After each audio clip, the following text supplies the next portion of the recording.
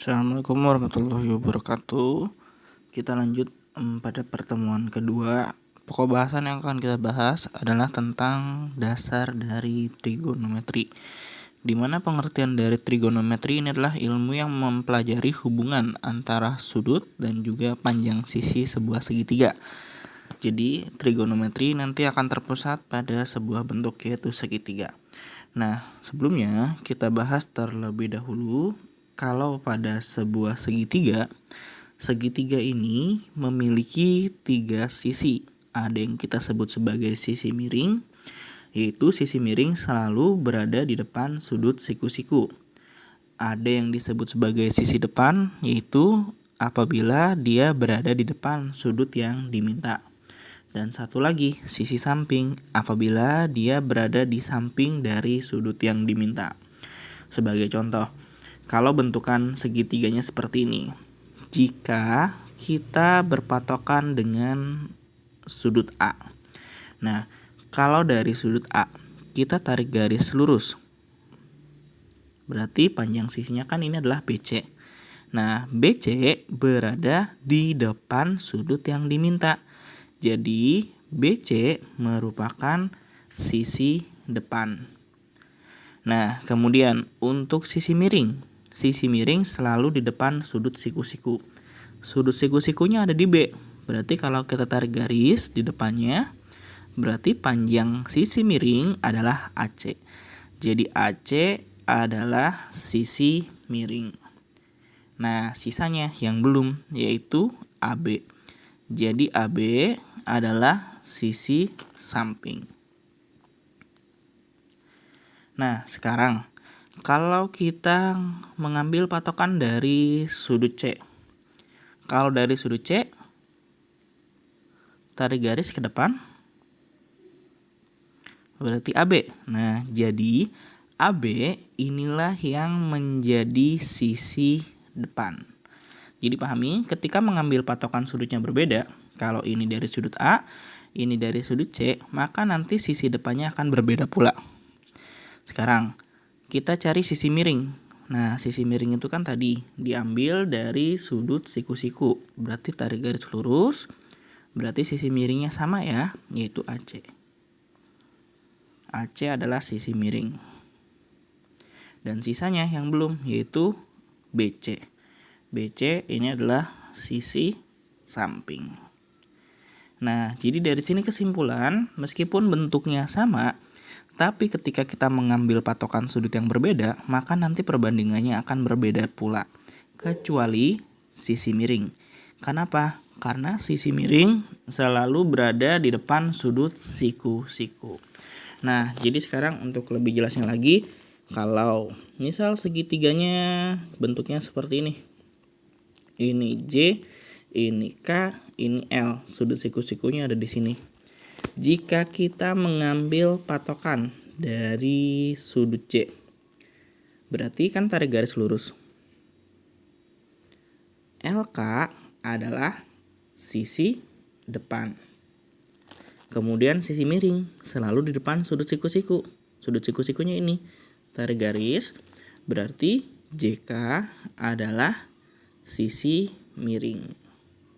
Dan satu lagi sisanya yaitu JL. JL adalah sisi samping.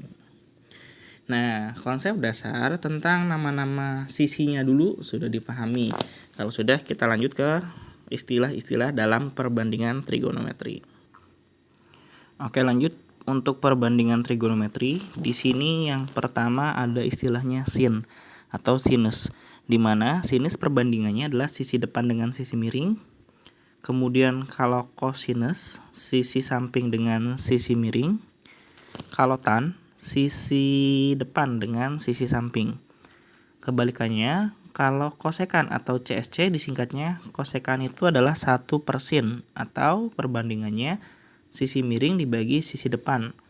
Kalau sekan 1/cos atau miring per samping, dan kalau kotangan 1/tan atau samping per depan. Nah, sekarang kita coba bahas tentang perbandingan trigonometri. Jadi di sini apabila ada sebuah segitiga siku-siku dengan panjang sisi 6, 8, 10. Ini sudutnya adalah X, Y, dan Z. Nah, sekarang kalau yang diminta, tentukanlah nilai dari yang pertama adalah sin Z.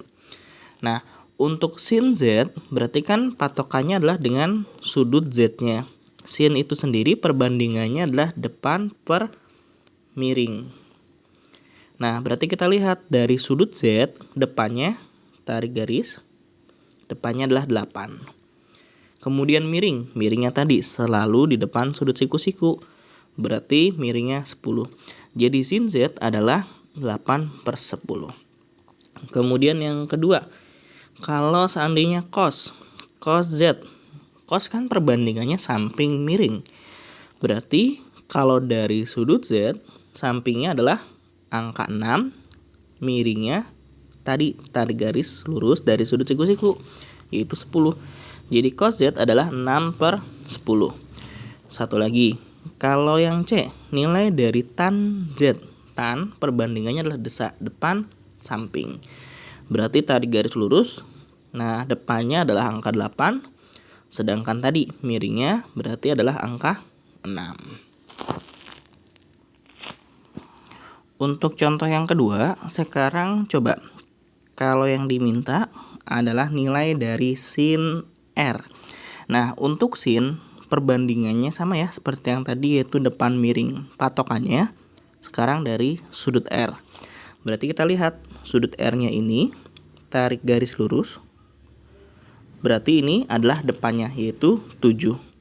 Sedangkan miringnya ada di depan sudut siku-siku. Sudut siku-sikunya ini tarik garis lurus. Berarti miringnya adalah 25. Jadi sin R adalah 7/25. Kemudian kalau yang B, cos R perbandingannya adalah samping miring. Nah, untuk samping miring berarti kita lihat sampingnya adalah 24, miringnya 25. Jadi pahami, kalau dari sudut R yang ini berarti depannya adalah angka 7, sampingnya angka 25, sampingnya angka 24 dan miringnya angka 25. Yang C, untuk nilai tan-nya berarti kita lihat kalau tan R perbandingannya depan samping. Dari sudut R tarik garis lurus, berarti depannya adalah 7, sampingnya yaitu 24. Nah, sekarang mungkin untuk membedakan, kalau yang diminta adalah sin P. Kalau sin P sama ya perbandingannya depan miring. Tapi kita mengambilnya dari sudut P. Nah, tarik garis lurus ke depan, berarti 24 dengan miring. Miringnya sama, selalu di depan sudut siku-siku. Berarti 25. Nah, kemudian kalau yang cos P. Cos perbandingannya samping per miring. Berarti kita lihat kalau dari sudut P, ini adalah depan, ini miring, dan ini samping. Berarti sampingnya adalah 7, miringnya 25. Oke, ini adalah dasar-dasar pada perbandingan trigonometri. Oke, berikutnya kita akan mengenal tentang istilah triple Pythagoras. Jadi triple Pythagoras ini kita gunakan untuk menentukan panjang salah satu sisi segitiga. Misal, kalau ada bentuk segitiga yang seperti ini misalnya adalah 3, ini 4, berapakah satu sisi lagi? Nah, kalau kita lihat di triple Pythagoras, ada 3, ada 4. Satu lagi kan yang belum ketemu atau masih kosong adalah 5. Berarti kita isikan ini dengan angka 5. Kemudian untuk contoh yang kedua, misal kalau sisinya seperti ini 25, ini 7, berapakah satu sisi lagi? Nah, kita lihat di triple Pythagoras 25, 7. Berarti satu lagi yang masih kosong adalah 24. Jadi ini kita isi 24. Berarti kesimpulannya nanti kalau ada sisi pada triple Pythagoras, cukup kalian lihat daftarnya. Triple Pythagoras tidak hanya 5 ini, masih banyak lagi, nanti bisa kalian cari sendiri di internet ataupun di buku paket. Nah, sekarang kalau seandainya dia berlaku kelipatan, misal kalau bentuknya seperti ini adalah 9, ini 12. Berapakah satu sisi lagi? Nah, kalau kita lihat 9 dengan 12 kan tidak ada di tripod Pythagoras. Maka cara mencarinya kita sederhanakan dulu 9 dengan 12. Yaitu bisa sama-sama kalau kita bagi dengan 9 12 bisa sama-sama dibagi 3. Berarti kan 3. Dibagi 3 4. Berarti tripod Pythagoras 3 4 1 lagi 5. Nah, kalau sudah untuk mengisi tempat yang kosong tadi, berarti 5 tinggal dikali dengan 3. Dapat 15. Maka ini kita isi dengan 15. Nah, satu contoh lagi mungkin. Kalau bentukannya seperti ini. Segitiganya. Kemudian ini 26. Ini adalah 24. Berapakah satu sisi lagi? Nah, ini sama berarti kita masukkan lagi 24, 26 bisa sama-sama kita bagi 2. Berarti dapat 12, 13. Nah, di tripod Pythagoras 12, 13. Satu lagi adalah 5. Berarti kita masukkan, ini nilainya 5. Untuk mengisi tempat yang kosong berarti 5 kali 2 dapat 10. Nah, ini panjang sisinya 10.